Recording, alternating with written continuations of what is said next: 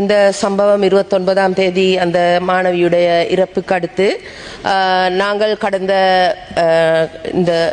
கடந்த நாட்களில் இதை பற்றியான பூர்ண விசாரணை ஒன்றுக்காக நான் தேவையான ஆவணங்கள் அனைத்தையும் நான் பரிசோதித்து எடுத்த நடவடிக்கை மேற்கொள்வதற்காக, அதாவது 2024ஆம் ஆண்டு டிசம்பர் தான் இதில் ஆரம்ப சம்பவம் நடந்திருக்குது. அந்த சம்பவத்தை தொடர்ந்து நான் பார்க்கும்போது ஏற்கனவே அந்த மாணவி ஒரு மன வைத்தியரிடமிருந்து அந்த வைத்தியம் பெற்றதாகவும், அது மட்டுமல்லாமல் அதற்கான உரிய நடவடிக்கைகளுக்காக அந்த பாலியல் துஷ்பிரயோகம் ஒன்று நடந்தது என்பதற்காக குற்றச்சாட்டுக்கு பிறகு அந்த மாணவிக்கான ஒரு JMO ரிப்போர்ட் சமர்ப்பிக்கப்பட்டிருக்கு.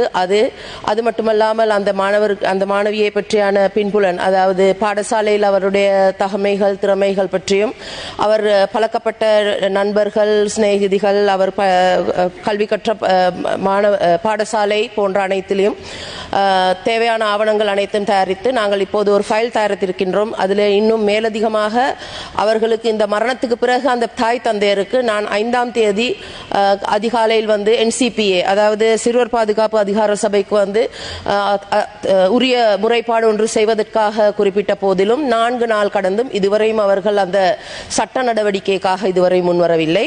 அதே போலவே அவர்களுக்கு நாங்கள் இன்று இப்போ இந்த ஆர்ப்பாட்டத்தின் போது மகஜர் ஒன்று கையளிப்பதற்காக கல்வி அமைச்சுக்கும் சிறுவர் மற்றும் பெண்கள் விவகார அமைச்சுக்கும் வருவதாக கூறிய போதும் அவ்வேளையில் நான் கூறியது மகஜர் சமர்ப்பிப்பதற்கான சாத்தியம் உண்டு, சந்தர்ப்பம் வழங்கப்படும். ஆனாலும் அவர்கள் பெற்றோர்கள் எம்மிடம் சந்திக்க வேண்டும் என்பதை நான் குறிப்பிட்ட போதிலும் அவர்கள் இன்றும் வரவில்லை. ஆகவே நாங்கள் நாளை மறுதினம் அவர்கள் எங்களை சந்திப்பதற்காக கூறியிருக்கின்றார்கள். எனவே நான் கூற விரும்புகின்ற ஒரு விடயம்தான், இதில் முகநூலிலோ அல்லது சமூக வலைத்தளங்களிலோ நீதியை கோர முடியாது.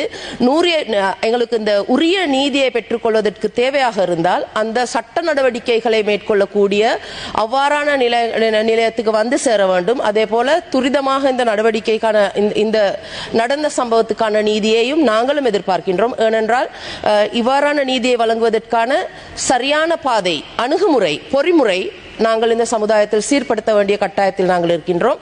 அதை தவிர்த்து இந்த சமூக வலைதளங்களிலோ ஏனைய சமுதாய அமைப்புகளோ இந்த சட்டத்தை கையில் எடுத்தால் இந்த நாட்டில் அமைதி நிலவாது. ஆகவே நாங்கள் கூறுகின்ற உறுதியான விடயம்தான், அந்த சம்பந்தப்பட்ட தரப்பினர்களுக்கு அந்த நீதியை கண்டறிவதற்காக, நீதி கோருவதற்காக உரிய அமைப்புகளுடன் தொடர்பு கொள்ளுமாறு நாங்கள் கேட்டுக்கொள்கின்றோம். நன்றி. மகளிர் மற்றும் சிறுவர் துறை அமைச்சர் பதிலை கேட்டேன்.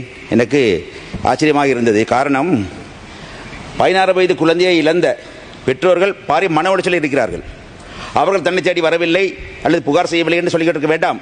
தயவுசெய்து உங்கள் அதிகாரியை வீட்டுக்கு அனுப்புங்கள், போலீசாரை அனுப்புங்கள், உங்கள் அமைச்சர் அதிகாரியை அனுப்புங்கள், பேசுங்கள். தங்களது பிள்ளையை இழந்தவர்கள் தான் துன்பம் தெரியும், துயரம் தெரியும், கஷ்டம் தெரியும். எனக்கும் பிள்ளை இருக்கிறது தெரியும், எனக்கு உங்களுக்கு இருக்க வேண்டும் நினைக்கிறேன் தெரியும். ஆகவே அப்படி சொல்லாதீர்கள். ஆகவே கலையக்காரர்கள் அல்ல, கலையக்காரர்கள் அல்ல, பயங்கரவாதிகளும் அல்ல.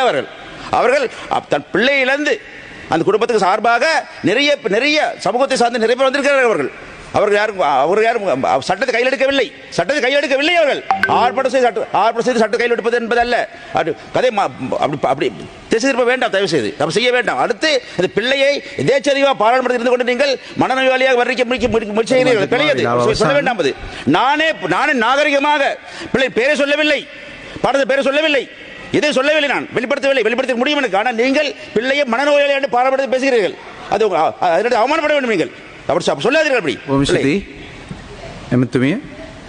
பாயிண்ட் ஆஃப் ஆர்டர் இல்லை, இதை தெளிவுபடுத்திக் கொள்ள தேவைக்கு மாத்திரம்தான்.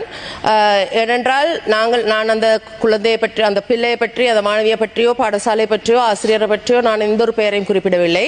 இதில் நான் கூற விரும்புவது இல்லை, நான் அந்த பிள்ளையை பற்றி நான் இல்ல, அதுல நான் சொல்ல வந்த ஒரு நிமிடம், மாணவியை பற்றி கூறிய விடயம், அந்த மாணவியை பற்றி கூறிய விடயத்தில் நான் கூறுகின்ற விடயம் என்னவென்றால், அந்த மாணவியை பற்றி எங்களுடைய போலீஸ் விசாரணையின் போது சமர்ப்பிக்கப்பட்ட ஆவணங்களை தொடர்ந்து தான் நான் இந்த உறுதியை கூறுகின்றேனே தவிர இந்த சம்பவத்தில் இன்று அந்த ஆர்ப்பாட்டத்தில் இருந்தவர்கள் கூட என்னை சந்திக்க வரும் முயன்ற போது நான் அந்த பெற்றோர்களை என்னிடையே சந்திக்க கூறினேன். ஆனால் அந்த சந்தர்ப்பத்தில் கூட அங்கு அந்த நிலையில் அவர்கள் பெற்றோர்கள் எவருமே அந்த ஆர்ப்பாட்டத்தில் கலந்து கொள்ளவில்லை. அந்த மாணவர்களுடைய அந்த மாணவி படித்த பாடசாலை மாணவர்களுடைய பெற்றோர்கள் தான் அங்கு இருக்கின்றதாகத்தான் அவர் எங்களுக்கு கருத்து தெரிவித்திருந்தார்கள்.